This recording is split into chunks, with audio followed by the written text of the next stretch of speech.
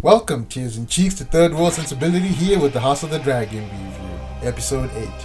Great things are done by a series of small things brought together. This was said by our favorite ear-chopping savant painter, Vincent van Gogh. In my last House of the Dragon review, I was hesitant, but excited. I had asked the gods at HBO to give us a love letter, an apology for the visual pile of manure that was Season 7 and 8 of Game of Thrones. And unlike a power utility in our part of the world, here's looking at you, Escom and Zessa. HBO has delivered on its promise. Delivered, not like an Amazon guy throwing your parcel at the door type of delivery, but delivered like a bouncing baby boy, 10 fingers, 10 toes, and as the father's eyes type of delivered. Why am I so gushing, you say? Well, like a good bottle of wine or tequila, the product speaks for itself. We start off with the younger brother, Lucerys' claim to Driftmark being put into question, and rightfully so, because there's no melanin in any of those boys. Let's keep it 100. So Rhaenyra, being the arrogant, self-entitled princess she is, has the nerve to go challenge her. When they arrive, they get a less than warm welcome. I know the House of Targaryen is the House of Fire, but that was one icy reception. For a moment I thought Rhaenyra would be like, "Is anybody home?" type of situation. We fast forward to the king's chambers, and the Valeria replica like a nun's downstairs is filled with cobwebs. And after looking at the king, it makes sense why. Am I the only one who's shocked that the guy is still alive? And like a tough piece of well-salted biltong, King Viserys is one tough son of a bitch. He's still with us, but barely. He has one foot in the land of the living and the other foot in the land wherever Oberyn Martell is. Daemon, being the selfish prick that he is, gets right into it, asking Viserys to confirm Lucerys' claim to Driftmark. Whilst Daenerys, which is Daemon and Rhaenyra put together, I know I'm a genius right here, are doing their best to haggle, in steps my favorite wifey. Like how we ignore those Jehovah Witness people, she apologizes for not being more welcoming, and she's busy, she gets right to it.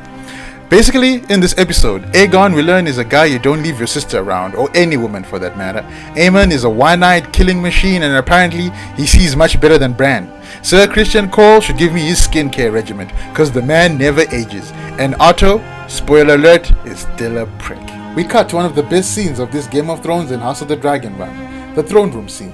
In my last review, I talked about the thing that made Game of Thrones good, was the stories and the interactions of characters in rooms, and like a porn star on set, we get this in bucket loads.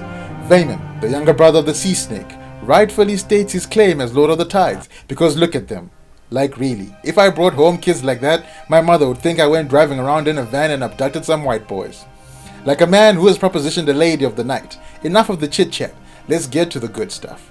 Whilst Vaemon is ranting about blood and saying, "Y'all seeing this, right?" Rhaenyra is about to spew her heart at lies, and then the doors open. The announcement is made.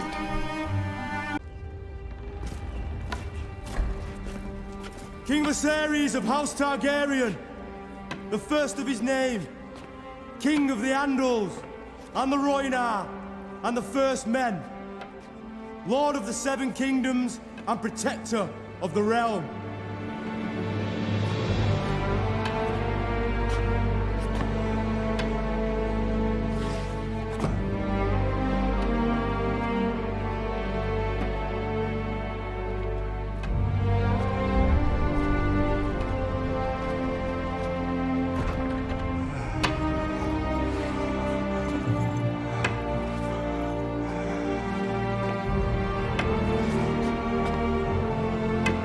Man, I got goosebumps. Like a case of herpes, this guy refuses to go away.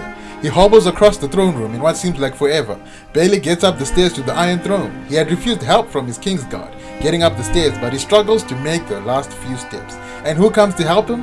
But the troublesome little brother Daemon.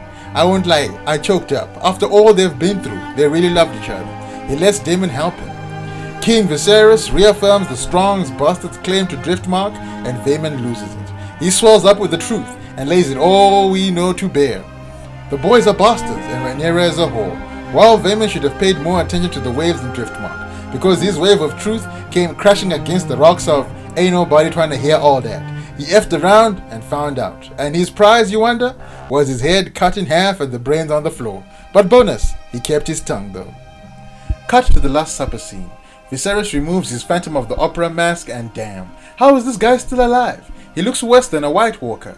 He encourages everyone to play nice. Then he leaves because the pain is too much. And like when a parent leaves the house, the kids wild out. Aegon the douchebag. After smashing his sister, he thinks smashing his niece is a much better prospect. which I guess, in relative terms, is better.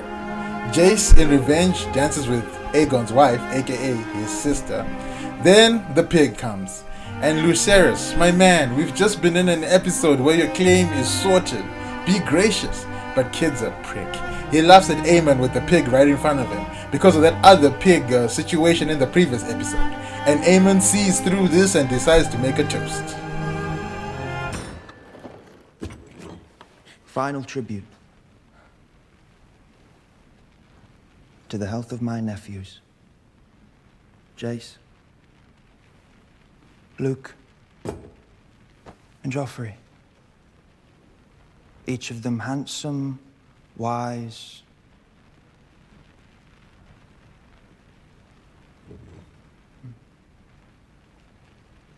strong. Aemond. Come.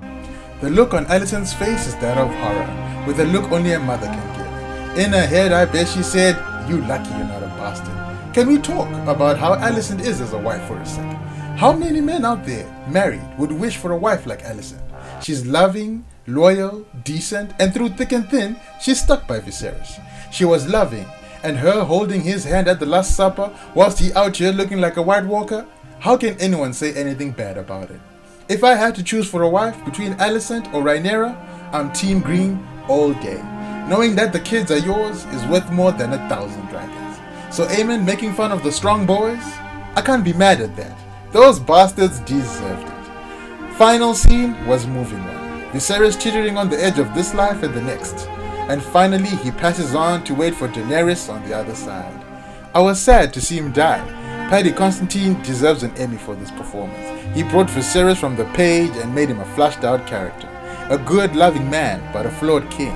Like most of us, we saw his intentions were good, but the road to disaster is paved with good intentions. I quote, "Art wasn't supposed to look nice. It was supposed to make you feel something. And my God, I felt it. It was a moving send-off to a character we've spent the last 2 months with. In finality, all I will say is this. Go well, my king, but you've left us a whole mess to deal with." Thank you so much for watching till the end. Looking forward to the last 2 episodes. Stay safe and peace.